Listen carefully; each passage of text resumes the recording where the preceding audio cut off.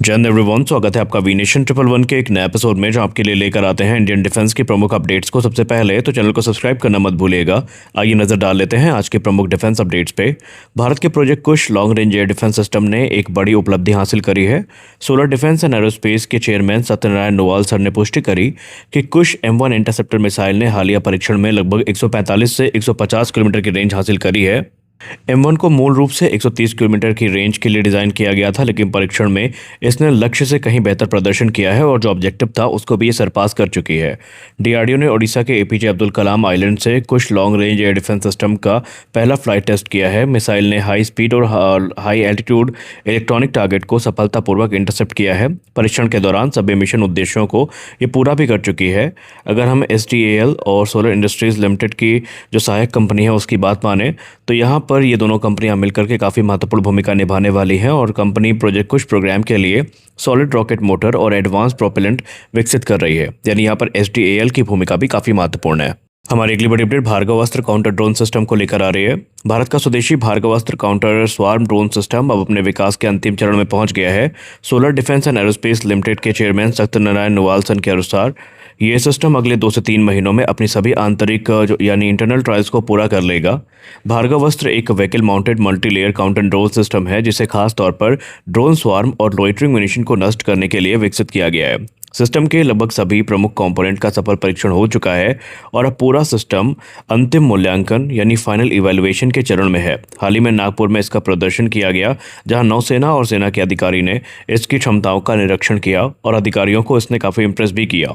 System में इस्तेमाल होने वाली माइक्रो मिसाइल का परीक्षण पहले ही बालासोर और पोखरण में सफलतापूर्वक किया जा चुका है। SDAL के अनुसार रेडार, इलेक्ट्रो ऑप्टिकल सेंसर और कंट्रोल सिस्टम और मिसाइल सभी एक साथ सफलतापूर्वक इंटीग्रेट कर परीक्षण किया जा चुका है और परीक्षण के रिजल्ट काफ़ी संतोषजनक रहे हैं। हमारी अगली बड़ी अपडेट संसदीय समिति की एक रिपोर्ट को लेकर आई है, जो कि धनुष तोप को लेकर के है।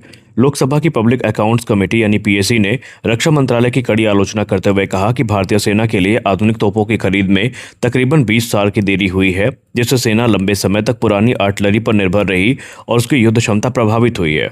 समिति ने कहा कि यह समस्या 1986 में बोफोर्स की खरीद के बाद शुरू हुई और 1989 के बोफोर्स विवाद के बाद कई नई तोप खरीदने के विकल्प सामने आए, लेकिन उन पर कोई कार्रवाई नहीं हुई, जिससे आधुनिकीकरण लगातार टलता गया। PAC के अनुसार रक्षा खरीद प्रक्रिया में योजनाओं की कमी, बार बार बदलती आवश्यकताएं, धीमी निर्णय प्रक्रिया और कमजोर परियोजना प्रबंधन सबसे बड़ा कारण रहे। समिति ने कहा कि धनुष 155 mm हॉविट्जर भारत का पहला बड़ा स्वदेशी बोफोर्स आधारित तोप कार्यक्रम था, लेकिन इसमें भी अपर्याप्त इंफ्रास्ट्रक्चर, निर्माण प्रक्रिया में समस्याएं, विशेषज्ञ तकनीकी कर्मियों की जो कमी है, इसके अलावा जो परियोजना प्रबंधन की कमजोरियां हैं वो सामने आई है। PAC ने रक्षा मंत्रालय को यह तर्क दिया और कि आपको ये प्रोग्राम जल्दी एग्जीक्यूट करना होगा और उन्होंने किसी भी बहाने से फिलहाल तो किनारा कर लिया है। गोदरेज एरोस्पेस द्वारा फर्नबरो इंटरनेशनल एयर शो में अपनी जो एरोस्पेस मैन्युफैक्चरिंग क्षमता का है प्रदर्शन है वो किया गया है, जहां पर उन्होंने दुनिया के सामने प्रमुख एरो इंजन जो कंपोनेंट्स हैं ये प्रस्तुत किए हैं। दरअसल गोदरेज एरोस्पेस ने एयर शो में ड्राई कावेरी इंजन के कुछ प्रमुख कंपोनेंट्स प्रदर्शित किए हैं। इसका उद्देश्य ये दिखाना था कि भारतीय उद्योग अब जटिल एरो इंजन पार्ट्स के निर्माण में सक्षम हो चुका है। इससे भारत की स्वदेशी जेट इंजन निर्माण की जो क्षमता है उसको अंतर्राष्ट्रीय मंच पर प्रदर्शित करने का अवसर भी मिला। अब यहाँ पर दुनिया की बड़ी इंजन कंपनियों से बैठक भी हुई है। गोदरेज एरोस्पेस के अधिकारियों ने कई वैश्विक इंजन निर्माताओं के वरिष्ठ अधिकारियों से मुलाकात करी, जिसमें सैफरान एयरक्राफ्ट इंजन जो कि फ्रांस की कंपनी है वो शामिल है, प्रैट एंड विट्टी जो अमेरिकन कंपनी है वो शामिल है, रोल्स रॉयस UK की कंपनी है वो भी शामिल थी और जनरल इलेक्ट्रिक के अधिकारियों से भी उनकी मुलाकात हुई है। इस बैठक में वर्तमान साझेदारी को मजबूत करना, भविष्य में नई तकनीकी साझेदारियों की जो संभावना है उस पर काम करना, एरो इंजन निर्माण में संयुक्त सहयोग और वैश्विक सप्लाई चेन में भारत की भूमिका को बढ़ाना यह प्रमुख उद्देश्य था। हमारी अगली बड़ी अपडेट भारत के 80 मीडियम ट्रांसपोर्ट एयरक्राफ्ट प्रोग्राम को लेकर आ रही है। भारत के रक्षा मंत्रालय ने भारतीय वायुसेना के 80 मीडियम ट्रांसपोर्ट एयरक्राफ्ट खरीद कार्यक्रम के लिए रिक्वेस्ट फॉर प्रपोजल जुलाई के अंत तक या अगस्त 2026 में जारी करने का फैसला किया है। यह भारतीय वायुसेना के सबसे बड़े ट्रांसपोर्ट एयरक्राफ्ट अधिग्रहण कार्यक्रम में से एक होगा। इसके अंतर्गत कुल 80 विमान खरीदे जाएंगे। सभी विमानों का भारत में निर्माण किया जाएगा, जो कि मेक इन इंडिया प्रोसीजर के अंतर्गत होगा। इसमें विदेशी कंपनी भारतीय उद्योग के साथ साझेदारी करेगी और रिक्वेस्ट फॉर प्रपोजल जारी होने के बाद कंपनियां अपनी अपनी तकनीकी और वित्तीय बोली जमा करेंगी। इसके बाद रक्षा मंत्रालय और इंडियन एयरफोर्स तकनीकी परीक्षण, व्यावसायिक मूल्यांकन और फील्ड ट्रायल के आधार पर विजेता कंपनी का चयन करेंगे। संभावित टाइमलाइन की बात करें तो 2027 के मध्य तक विजेता कंपनी की घोषणा होने की संभावना है और जो कॉन्ट्रैक्ट पर हस्ताक्षर है वो 2027 के अंत तक हो सकता है और इसके बाद भारत में जो विमान है इनका निर्माण शुरू होगा। ये नया एमटीए या मीडियम ट्रांसपोर्ट एयरक्राफ्ट कह सकते हैं भारतीय वायुसेना के 40 वर्ष से अधिक पुराने एंटोनोव AN-32 ट्रांसपोर्ट एयरक्राफ्ट की जगह लेगा और मॉडिफिकेशन में और मॉडर्नाइजेशन में एक महत्वपूर्ण भूमिका निभाएगा। जनरल इलेक्ट्रिक एरोस्पेस ने भारत के तेजस मार्क 1 अल्फा कार्यक्रम के लिए F404 IN-20 इंजन की सप्लाई तेज करने हेतु एक डेडिकेटेड प्रोडक्शन लाइन स्थापित करी है। पिछले कुछ वर्षों से F404 इंजन की कमी तेजस मार्क 1 अल्फा उत्पादन में सबसे बड़ी बाधा बनी हुई थी, जिससे हिंदुस्तान एरोनॉटिक्स लिमिटेड तैयार एयरफ्रेम होने के बावजूद भी विमान समय पर डिलीवर नहीं कर पा रहा था। जनरल इलेक्ट्रिक ने घोषणा करी है कि 2026 के अंत तक 20 से 22 F404 इंजन भारत को दिए जाएंगे और 2027 से 30 अतिरिक्त इंजन डिलीवर किए जाएंगे। इसके अलावा ये नई प्रोडक्शन लाइन विशेष रूप से भारत की बढ़ती तेजस मार्क 1 आवश्यकताओं को पूरा करने के लिए बनाई गई है और भारत अब F404 IN-20 इंजन का सबसे बड़ा ग्राहक भी बन चुका है। भारतीय वायुसेना ने 83 तेजस मार्क 1 अल्फा का ऑर्डर पहले दिया था और अतिरिक्त 97 जेट्स का ऑर्डर 2025 में दिया गया है, यानी कुल आवश्यकता 180 विमानों की है। और इस डेडिकेटेड लाइन से न सिर्फ सप्लाई तेज होगी बल्कि भविष्य में जनरल इलेक्ट्रिक भारत की जो मेंटेनेंस और जो रिपेयर की आवश्यकताएं हैं उनके लिए स्पेयर पार्ट्स की ज़रूरतों को भी वहां पर पूरा कर पाएगा। तो ये एक बहुत अच्छी खबर है। डीआरडीओ अपनी अगली पीढ़ी की सबमरीन लॉन्च क्रूज मिसाइल का एक और डेवलपमेंटल फ्लाइट टेस्ट करने की तैयारी कर रहा है। यह परीक्षण ऑपरेशनल पनडुब्बी से लॉन्च करने से पहले किया जाएगा ताकि मिसाइल की विश्वसनीयता पूरी तरीके से साबित हो सके।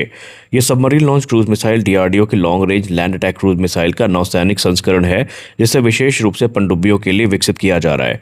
टेस्ट का उद्देश्य होगा मिसाइल के प्रोपल्शन, गाइडेंस और नेविगेशन के साथ साथ फ्लाइट प्रदर्शन की दोबारा पुष्टि करना, पानी के अंदर से लॉन्च से पहले सभी तकनीकी जोखिमों को कम करना। अब यहाँ पर किस पनडुब्बी से लॉन्च होगी ये? बेसिकली भविष्य की प्रोजेक्ट 75I जो डीजल इलेक्ट्रिक पनडुब्बियाँ हैं उनसे इनको लॉन्च करने की योजना है और भारत की आगामी स्वदेशी परमाणु जो पनडुब्बी है यानी एसएसएन्स है, इनसे भी इनको लॉन्च किया जा सकेगा।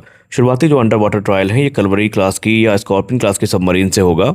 तकनीकी विशेषताओं की बात करें तो इनकी रेंज तकरीबन 500 किलोमीटर की होगी और 533 mm की जो टॉर्पीडो ट्यूब से लॉन्च करने के लिए इसको डिज़ाइन किया जाएगा। भविष्य के वर्टिकल लॉन्च सिस्टम के साथ भी इसकी इंटीग्रेशन की संभावना काफ़ी ज़्यादा है। तो देखते हैं आगे रिपोर्ट्स पे हमें क्या देखने को मिलता है।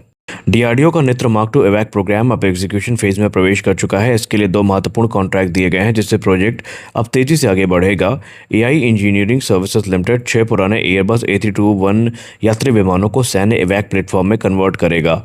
इसके अलावा अगर हम बात करें तो Adani defence system and technologies limited यानी ADSTL को मिशन सिस्टम के डेवलपमेंट कम प्रोडक्शन पार्टनर के रूप में चुना गया है। कंपनी डीआरडीओ के कैप्स के साथ मिलकर radar, electronic support system, communication, IFF, mission computer और ऑपरेटर कंसोल को विकसित करेगी। संभावित टाइमलाइन की बात करें तो 2029 के अंत तक या 2030 की शुरुआत में पहला नेत्र मार्क 2 विमान फ्लाइट ट्रायल के लिए तैयार होगा और लगभग 2 वर्षों तक विकास परीक्षण पूरे होंगे, जिनमें रेडार, इलेक्ट्रॉनिक वॉरफेयर, कम्युनिकेशन और ऑपरेशनल क्षमता का परीक्षण किया जाएगा। 2032 से भारतीय वायुसेना में प्रारंभिक इंडक्शन शुरू होने की संभावना है और 2033 के अंत तक या 2034 की शुरुआत तक सभी 6 नेत्र मार्क 2 एवैक विमान इंडियन एयरफोर्स को सौंपे जाने की उम्मीद है।